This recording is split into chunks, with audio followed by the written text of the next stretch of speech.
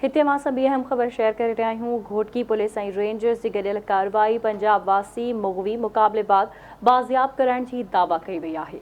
Police मूजिब 3 महीना अगु अगवा थी वियल रुझान वासी यूनिस मज़ारी के रावती के कच्चे मां मुकाबले बाद बाज़ियाब करायो वियो है। अहम खबर खां आगाह कयूं पिया।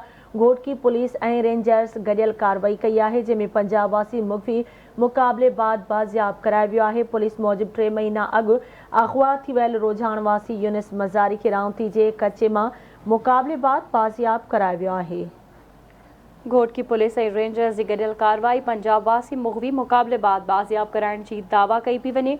पुलिस मूजिब 3 महीना अग अगवा थी वियल रुझान वासी यूनुस मज़ारी के रावती के कच्चे मां मुकाबले बाद बाज़ियाब करायो वियो है। घोटकी पुलिस ऐं रेंजर्स की गडियल कार्रवाई पंजाब वासी मुगवी मुकाबले बाद बाज़ियाब करण की दावा कई पी वने। पुलिस मूजिब 3 महीना अग अगवा थी वियल रुझान वासी यूनुस मज़ारी के रावती के कच्चे मां मुकाबले बाद बाज़ियाब करायो वियो है। तफ़सील मालूम कंदासीं। असां सां लाइन ते मौजूद है मीरपुर मातलम आवाज़ न्यूज़ रिपोर्टर लतीफ़ वसीर। जी लतीफ़, छा तफ़सील आहिनि, आगाह कजो।